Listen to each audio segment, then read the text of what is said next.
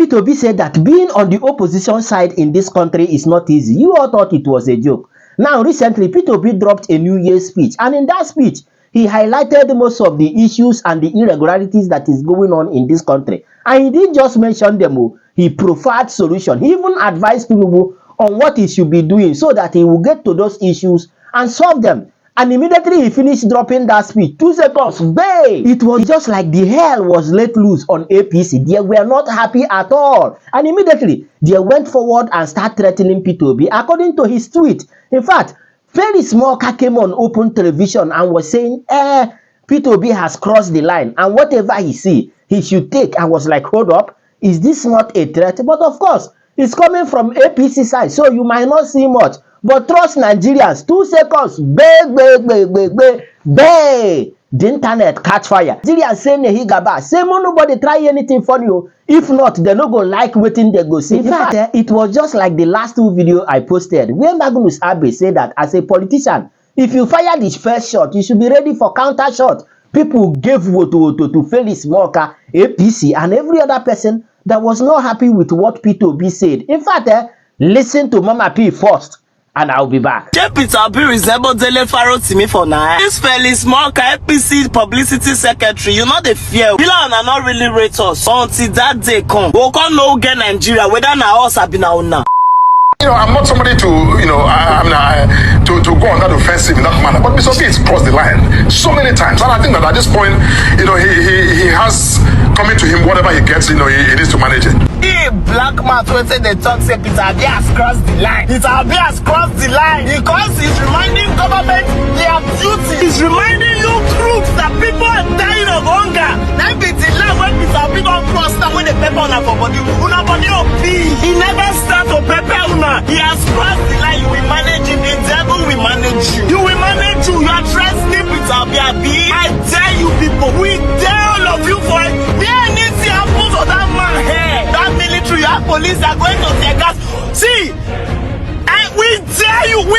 We triple dare you people. Let anything happen to Peter B. Let one of you black shirts lost. Hey, shoot cause you are not supposed to cause. You people will answer to us. You will answer. See, you will answer to Nigerians. I'm not on the letter talk. You have seen my face. You have seen our faces. We will ask you.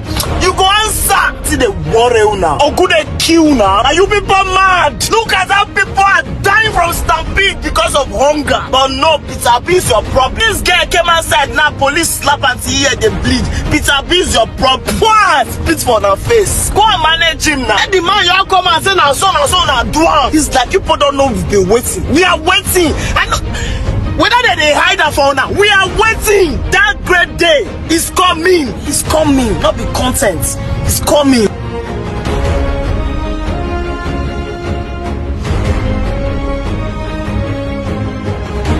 You get the point now. This is not just the only one, the matter choke on Twitter. But wait, talking about crossing the line, which particular line is that? Is it line of hardship, insecurity, high cost of living, reckless spending, bad governance? I no understand. In fact, listen to what P2B tweeted so that you understand the level to what is going on. He said, have I really crossed the line? I asked the question because my New Year message has now led to threats against my life, my family, and those around me. Why I have received all sorts of messages. One Mr. Felix Morka has gone further to accuse me of crossing the line and has warned that I will face the consequences. I find it necessary to share this message again and urge everyone who has not seen it to watch. Now he dropped the link where you can watch what he said on the New Year Day. If I have truly crossed the line, I invite anyone to point it out, as I remain committed to upholding decorum. However, I will not be silenced in my resolve to speak truthfully, especially as a nation continues to drift towards undemocratic practices. We are increasingly transforming into an authoritarian and repressive regime where freedom of expression is being systematically suppressed.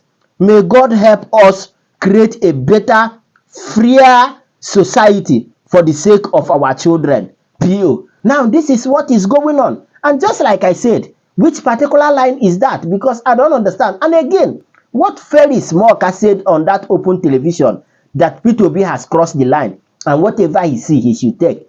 Is that not a threat? Abinami no understand. In fact, share your thought with me on the comment section. And of course, you know the vibe now. Click on that subscribe button, follow and share for more updates. Because like this, Another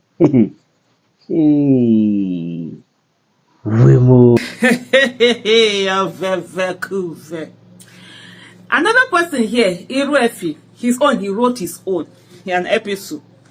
And so he was in response to that video of Felix Moka, you understand, talking about the fact that Peter Obi has crossed the line so many times. He said, I dare you. I dare you. You hopeless swine. You and your cohorts have made life unbearable for Nigerians. And instead of you to focus your energy on getting us out of the ditch you put us in, you have the effrontery to threaten the opposition leader, whose primary function is to call out this clueless government to awaken to their responsibilities. This is what Iruefi is saying. And then he continued, he said, I dare you. You scum of the earth without dignity or honor. Peter Obi can, with a simple utterance, cause mayhem that could bring down this country. All he has to do is say it. But unlike you and your cohorts, whose mantra is do or die, he has always been peaceful and has told every Nigerian to remain calm. He said it after his mandate was stolen. He said it after the judiciary sealed the stolen mandate. He says it every time. I sincerely blame him, said Iruefi, for this nonsense, because it is only agidi for agidi that you dirty criminals understand. Peaceful opposition doesn't work for criminals, especially ones in power. The man has been applying decorum in all his utterances, and you animals still have the guts to threaten him. Is it still a democracy? I dare you. How dare you threaten an opposition leader that he has crossed the line and we get what is coming to him? I dare you and your dirty cohorts to touch a strand of Peter Obi's hair. During Jonathan's era, you and your cohorts played the darkest and dirtiest opposition Africa has ever seen. You cursed out his wife, called her barren, cursed out Jonathan, paraded the country with a coffin with his image placed on it, organized protests that stopped productivity, yet you have the effrontery to open your smelly mouth to mention Peter Obi, who has never engaged in dirty politics. Once again, I dare you. And make sure you are at the forefront of it all when you find that which you seek. On a side note, please, who has the video of El-Rufai boasting that the job of the opposition is to criticize everything the government does, including the ones they are doing right? Please drop it here so that this retard can catch a glimpse of the dark acts they engage in as opposition. Nigerians are angry. Nigerians are angry. People are already angry with the suffering. Tinubu wants to test the ground. No wahala, keep testing. But by the way, we'll end here and see the video of El-Rufai when they were in opposition. The job is to look at even good things that they are doing and say they are not doing it well. That is the job of opposition. So we have no apologies for pointing out to Nigerians that this government is incompetent and has failed to provide security. If you say we are politicizing it, fix the problem so that we can't politicize it. Okay? Are we politicizing breathing of air? Every Nigerian can breathe air. We can't politicize it because there is no problem there. But if you fail to supply petroleum products and we say you are failing, you say we are politicizing it. Fix the problem so that we don't politicize it. If you say that there is terrorism, we are politicizing it. Eliminate terrorism. 5 years ago, nobody is talking about terrorism in Nigeria. Under Jonathan, it has become an industry. And we should not take advantage of their failings so that we secure the votes of Nigerians in the next elections. There must be something wrong with them. We have made suggestions to the government on how to improve security. They have ignored it. They have set up 5 different committees that have given them recommendations how to address this problem of terrorism in the last 3 years. They have not implemented one. You know, it's hubris that is worrying APC. Serious hubris.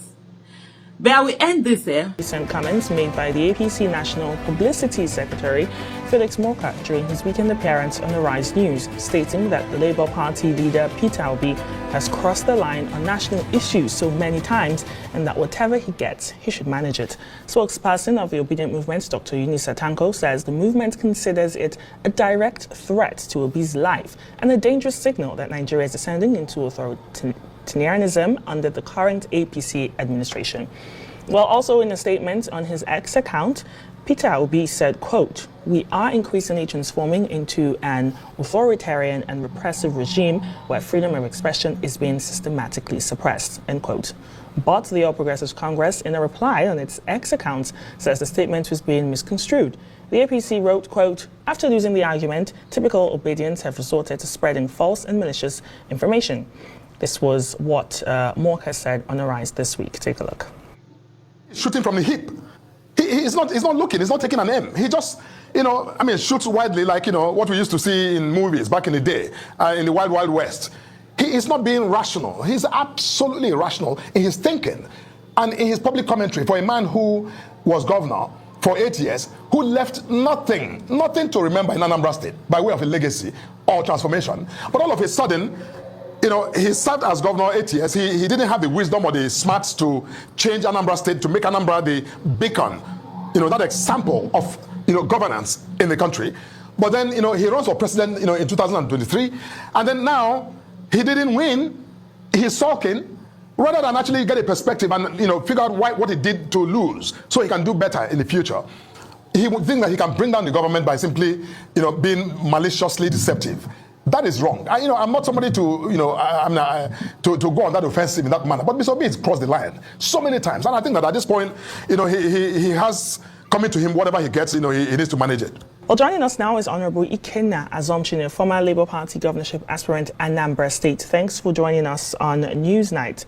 Let's start with what we've just heard. You're here with me in the studio, Felix Morka's remarks that Peter Obi crossed the line and should manage whatever comes his way. I just wanted to get your thoughts on how you interpret such language and how what this signals about the political climate we see right now in Nigeria. Good evening, Nigerians. Good evening, Obedience. First of all, I think Mr. Morka is playing a script. He's possibly trying to impress his masters because he was talking about Peter Obi's achievement in Anambra State. I think he has to go back and read properly before, tempering to address Peter Obi's performance in Anambra State. But first of all, we have to warn Mr. Morka, or whatever he calls himself. Felix Morka. Prince Morka. Obedience are very patient people. We are wounded in 2023 and we accepted it, and we kind of accepted our principles plea for us to be calm. But let him be warned that anarchy is at the corner. By the time he starts to threaten Peter Obi, he has no right to come and speak the way he's speaking. Peter Obi is a decent man. In fact, Obedience are angry with Peter Obi. Okay, let's talk about what Peter Obi has said, right? He's expressing concerns about Nigeria transforming into what he calls an authoritarian and repressive regime. Do you share his view? Well, Peter Obi as an opposition leader, you are not expecting Peter Obi to come and, say hallelujah songs to the government. The government is practically not doing what it promised the Nigerian people. And there has to be someone speaking here. In civilized countries, they face themselves and they spill all these things face to face. Is it because our democracy is food dragging? You should be able to accept criticism. And I have not seen anything Peter Obi has said that is too bitter for anyone to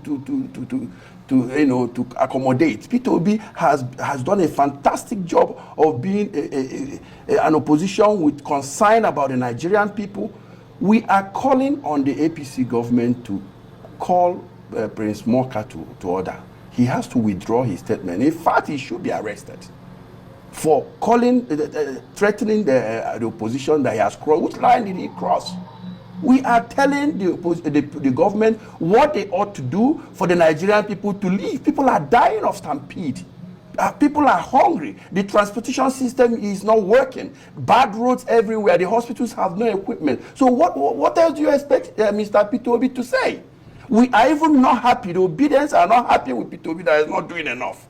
And we are telling Felix Morka. So what do the Obedience expect Mr. Peter Obi to be doing? What we expect him to do now is exactly what he's doing now, pointing those areas where the government should pay attention for Nigerian people to be able to breathe. And that's why we find it absurd that someone, I think he needs a position in the APC. I think someone should go and ask him what his problems are. How can you say Mr. Peter Obi is crossing the line when obedience are well, he's the National Publicity Secretary of the APC. I mean, he should publicize something else, not Peter Obi. Peter Obi is one of the best opposition leaders they can have.